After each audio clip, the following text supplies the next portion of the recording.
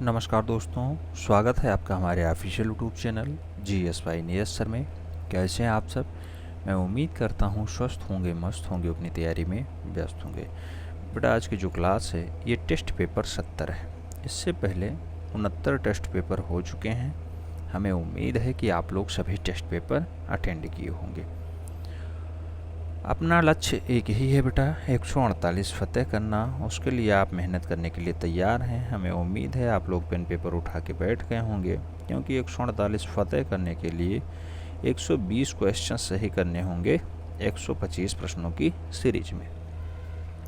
आप जानते होंगे कि 125 प्रश्न पूछे जाते हैं बिना नकारात्मक अंकन के, यानी माइनस मार्किंग होती नहीं है। 125 प्रश्न आते हैं, सभी को सभी गोला भरना होता है OMR शीट पे। OMR शीट में 4 ऑप्शंस होते हैं। आप जानते हैं प्रत्येक प्रश्न के लिए 4 ऑप्शंस, जो सही होगा उसके सामने आपको गोला भरना होगा। टाइम भी कम होता है। टाइम आप जानते ही होंगे कि 2 ही घंटे का टाइम होता है। 125 क्वेश्चंस भी करना है, साथ में गोला भी भरना है। 2 घंटे मतलब 120 मिनट। 120 मिनट में बिल्कुल अच्छे से अगर आप गोला भरते हैं तो 20 मिनट आपके इधर निकल जाते हैं, बचा 100 मिनट। 100 मिनट में आपको 125 क्वेश्चंस सॉल्व करने हैं। तो रीडिंग बहुत अच्छी होनी चाहिए, तब जाके काम बन पाता है। तो इन सब पे किसी एक दिन बात कर लेंगे। फिलहाल आइए टेस्ट पेपर 70 की तरफ चलते हैं। और टेस्ट पेपर 70 का आज पहला क्वेश्चन जो लिया गया है बहुत महत्वपूर्ण क्वेश्चन है बेटा, नोट डाउन कर लीजिएगा। सरहाट, कुरियाकुंड और करपटिया है, कुरियाकुंड है और सरहाट है। ये प्रागैतिहासिक क्षेत्र कहाँ स्थित हैं, कहाँ पे पाए जाते हैं? ऑप्शंस में है मिर्ज़ापुर, रायगढ़, बांदा, पंचमढ़ी। तो बेटा सरहाट, कुरियाकुंड, करपटिया ये सब जो डाटा पाया जाता है ये बांदा वाले बेल्ट में पाया जाता है। राइट आंसर बांदा के साथ लगाइएगा, यानी B is the right answer लगाइएगा। नेक्स्ट प्रश्न संख्या 2 की तरफ बढ़ते हैं। 2 में पूछा जाता है बंगाल पुनरुत्थान युग के प्रवर्तक थे। बेटा बंगाल पुनरुत्थान युग के प्रवर्तक कौन माने जाते हैं? ऑप्शंस में है अमृता शेरगिल, नंदलाल बोस, अवनींद्रनाथ टैगोर या फिर यामिनी राय। तो आप जानते हैं बंगाल शैली कहे या फिर बंगाल स्कूल कहे या फिर बंगाल पुनरुत्थान युग कहे, सभी का राइट आंसर अवनी बाबू ही बनेंगे, यानी अवनींद्रनाथ टैगोर ही बनेंगे। तो राइट आंसर बी के साथ लगा दीजिएगा, Abanindranath Tagore is the right answer. Next प्रश्न संख्या 3 की तरफ बढ़ते हैं। 3 में पूछा जाता है मोनालिसा संग्रहित है। मोनालिसा कहाँ पे रखा हुआ है? ऑप्शंस में है पेरिस में, भारत में, लंदन में या फिर अर्जेंटीना में। तो बेटा जो मोनालिसा का चित्रण है आप जानते हैं लियोनार्डो दा विंची ने बहुत अच्छे से बनाया है इसे, और ये पेरिस में सुरक्षित रखा हुआ है। राइट आंसर ए के साथ लगाइएगा, Leonardo da Vinci. Leonardo da Vinci की रचना होती है, ठीक है। तो राइट आंसर ए के साथ लगा दीजिए। प्रश्न संख्या 4 की तरफ बढ़ते हैं। 4 में पूछा जाता है होशंगाबाद किस नदी के किनारे स्थित है? ऑप्शंस में है नर्मदा नदी, गरई नदी, ताप्ती नदी या फिर सिंधु नदी। बेटा जो होशंगाबाद है, होशंगाबाद आप जानते हैं मध्य प्रदेश वाला हिस्सा होता है, नर्मदा नदी के किनारे स्थित है। राइट आंसर ए के साथ लगा दीजिए, Narmada is the right answer. ये सब क्वेश्चंस आ चुके हैं बेटा, प्रीवियस ईयर के क्वेश्चंस हैं इसलिए कराए जा रहे हैं। प्रश्न संख्या 5 की तरफ बढ़ते हैं। 5 में क्या पूछा गया बेटा? पूछा गया रामायण के रचयिता हैं। ऑप्शंस में है रामानंद सागर, तुलसीदास, महर्षि वाल्मीकि या फिर नारद मुनि। तो बेटा रामायण के जो रचयिता माने जाते हैं वो महर्षि वाल्मीकि जी माने जाते हैं। राइट आंसर बी के साथ लगाइएगा। अगर पूछा जाता रामचरितमानस के रचयिता कौन हैं तो तुलसीदास राइट आंसर बनते। अगर रामायण पूछा जाता है तो महर्षि वाल्मीकि की रचना है। राइट आंसर बी के साथ बनेगा, B is the right answer. Extra facts जो भी बताए जाते हैं बेटा नोट डाउन करते रहिएगा, आगे टेस्ट पेपर में काम देंगे। प्रश्न संख्या 6 की तरफ बढ़ते हैं। पूछा गया है जमुना देवी किस प्रकार की लोक कला से संबंध रखती हैं? ऑप्शंस में है वारली से, मधुबनी से, भेल पिथौड़ा से या फिर मांडना से। तो बेटा जमुना देवी का संबंध पूछा गया है। आप जानते हैं बिहार से संबंधित है, यानी कि वह कला है मधुबनी। राइट आंसर मधुबनी के साथ जाएगा, C is the right answer. Next प्रश्न संख्या 7 की तरफ बढ़ते हैं। 7 में पूछा जाता है तैल चित्रांकन का माध्यम कौन सा तेल रहता है बेटा। ऑप्शंस में है सरसों का तेल, अखरोट का तेल, अरसी का तेल या फिर सोया का तेल। तो बेटा तैलीय चित्रण के लिए अरसी का तेल जिम्मेदार होता है। अरसी का तेल राइट आंसर बनेगा। B is the right answer. अरसी का तेल is the right answer. Next प्रश्न संख्या 8 की बात करते हैं। 8 में पूछा जाता है उदयगिरी और खंडगिरी की गुफाएं किस काल की हैं। उदयगिरी की और खंडगिरी की जो गुफाएं हैं बेटा वो कौन से काल की हैं। ऑप्शंस हैं गुप्त काल की, शुंग काल की, मौर्य काल की या फिर कुषाण काल की।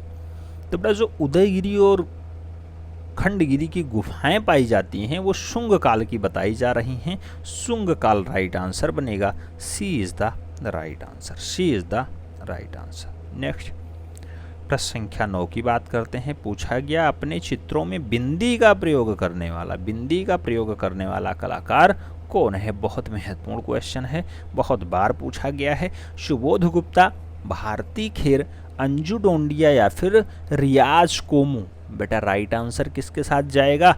तो अपने चित्रों में बिंदी के सहारे प्रयोग करती थी Bharti Kher. Right answer C के साथ बनेगा। Bharti Kher is the right answer. Next प्रश्न संख्या 10 की बात करते हैं। 10 में पूछा जाता है पद्मपाणि बोधिसत्व कहाँ है। पद्मपाणि बोधिसत्व कहाँ है। ऑप्शंस में है अजंता गुफा, एलोरा गुफा, बादामी गुफा या फिर एलिफेंटा गुफा।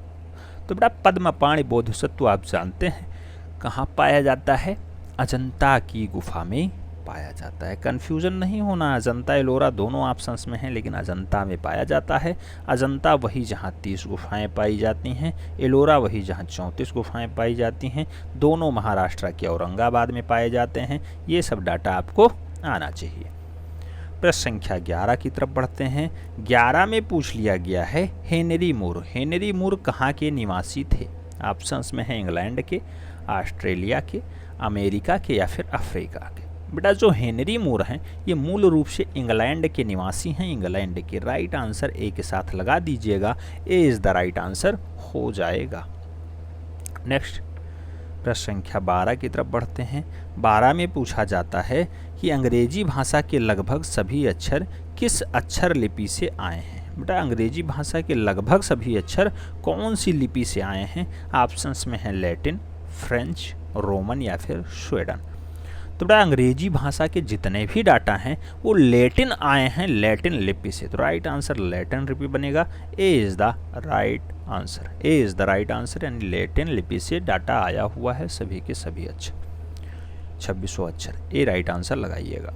प्रश्न संख्या 13 की बात करते हैं। बहुत महत्वपूर्ण क्वेश्चन है बेटा, प्रीवियस का क्वेश्चन है। लिंगराज मंदिर कहाँ है। लिंगराज मंदिर कहाँ है। ऑप्शंस में है दिलवाड़ा माउंट आबू, भुवनेश्वर, ओसियान या फिर कांचीपुरम। तो बेटा लिंगराज मंदिर जो स्थित है वो भुवनेश्वर में स्थित है। राइट आंसर सी के साथ बनेगा। Bhubaneswar is the right answer यानी C is the right answer. Next प्रश्न संख्या 14 की बात करते हैं। 14 में पूछा जाता है भारतवर्ष में प्रकाशित पहला अखबार कौन सा है। भारत देश में पहला अखबार कौन सा प्रकाशित हुआ। ऑप्शंस में है Indian express, the Hindu, Hindustan time या फिर बंगाल गज़ट। बेटा ऑप्शंस देख करके ही आप लगा सकते हैं कि जेम्स ऑगस्टन हिक्की ने कौन सा अखबार चलाया था। तो बेटा जेम्स ऑगस्टन हिक्की ने मूल रूप से आप जानते हैं बंगाल गज़ट को प्रकाशित किया था। तो भारत का पहला अखबार बंगाल गज़ट ही बनेगा। राइट आंसर डी के साथ लगाइएगा। D is the right answer. प्रश्न संख्या 15 की तरफ बढ़ते हैं। 15 में पूछा जाता है रेनी धुमाल प्रख्यात हैं। रेनी धुमाल का संबंध किससे है बेटा। ऑप्शंस में है पेंटिंग के लिए, संस्थापन कला के लिए, मूर्ति कला के लिए या फिर न्यू मीडिया आर्ट के लिए। तो बेटा रेनी धुमाल का जो संबंध है वो पेंटिंग के लिए है। राइट आंसर पेंटिंग बनेगा यानी A is the right answer हो जा रहा है। A is the right answer. प्रश्न संख्या 16 की बात करते हैं। 16 में पूछा जाता है all India fine arts and craft society नई दिल्ली की स्थापना कब हुई थी। कब हुई थी। ऑप्शंस में है 1936, 1928, 1947, 1954। तो बेटा all India fine arts and craft society की जो स्थापना है वो 1928 सन में होता है। राइट आंसर बी के साथ लगाइए। 1928 में होता है। नेक्स्ट प्रश्न संख्या 17 की तरफ बढ़ते हैं। 17 में पूछा जाता है जॉन सेनेफील्डर ने किसका आविष्कार किया था? जॉन सेनेफील्डर ने किसको खोजा बेटा? Intaglio painting, screen painting, letter press या फिर लिथोग्राफी। तो जॉन सेनेफील्डर का जो संबंध रहा है बेटा वो इटैलियो पेंटिंग से रहा है, इटैलियो पेंटिंग से रहा है। राइट आंसर इटैलियो पेंटिंग ही बनेगा। A is the right answer बन रहा है। नोट डाउन कर लीजिएगा बेटा, डाटा बहुत महत्वपूर्ण है। प्रश्न संख्या 18 की तरफ बढ़ते हैं। 18 में पूछा जाता है सनराइज इंप्रेशन। सनराइज इंप्रेशन के चित्रकार कौन है? बहुत कंफ्यूज करने वाला क्वेश्चन है बेटा। कभी क्लॉड मोनो, कभी एडवर्ड मोनो, कभी क्लॉड मोनो, कभी एडवर्ड मोनो। लेकिन सनराइज इंप्रेशन एडवर्ड मोनो कहीं कहा जाता है, कहीं क्लॉड मोनो कहा जाता है, ये आप बताइए कमेंट के माध्यम से, क्योंकि हमने बहुत सारी बुकें पढ़ी और सब बुकों में कहीं क्लॉड कहीं जो है एडवर्ड। ठीक है, तो विवादित क्वेश्चन रहा है। विवादित क्वेश्चंस पे एक हम फाइनली कंक्लूजन के साथ जो है एक सीरीज निकालेंगे और सभी विवादित क्वेश्चन, चाहे वो सित्तनवासल की गुफा किस नदी पर स्थित है, चाहे क्लॉड मोनो सनराइज इंप्रेशन के बारे में पूछे, ठीक है, तो सभी को एकदम एग्जैक्ट डाटा के साथ हम आपको बताएंगे। फिलहाल अभी हम एडवर्ड मोनो मान रहे हैं, बहुत सारे लोग क्लॉड मोनो लगाएंगे। प्रश्न संख्या 19 की बात करते हैं। 19 में पूछा जाता है सिगरिया की गुफाएं किस देश में स्थित हैं? सिगरिया की गुफाएं किस देश में स्थित हैं? भारत में है, श्रीलंका में है, नेपाल में है या फिर पाकिस्तान में है? तो आप जानते हैं बेटा सिगरिया की जो गुफा है वो श्रीलंका प्रांत में पाई जाती है। राइट आंसर श्रीलंका के साथ लगाइएगा, सी इज़ द राइट आंसर हो जा रहा है।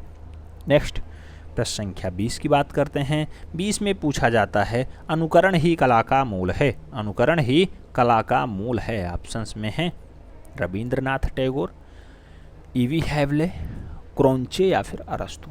बेटा किसने कहा था? तो अनुकरण ही कला का मूल है। यूनान के एक अच्छे दार्शनिक आते हैं, नाम होता है अरस्तु। राइट आंसर अरस्तु के साथ लगाइएगा। अनुकरण ही कला का मूल है, अनुकरण ही कला की जड़ है, ये कथन जो है मूल रूप से अरस्तु ने दिया था। तो कुल मिलाकर के टेस्ट पेपर 70 कंप्लीट होता है। आपके कितने क्वेश्चन सही बनते हैं कमेंट के माध्यम से छाप दीजिए। हमें उम्मीद है कि आपके ज़्यादा से ज़्यादा क्वेश्चन सही गए होंगे और आप ईमानदारी के साथ नोट डाउन किए होंगे और अपना कमेंट बॉक्स में जो है रिस्पांस ज़रूर देंगे। मिलते हैं नेक्स्ट वीडियो में, तब तक के लिए जय हिंद।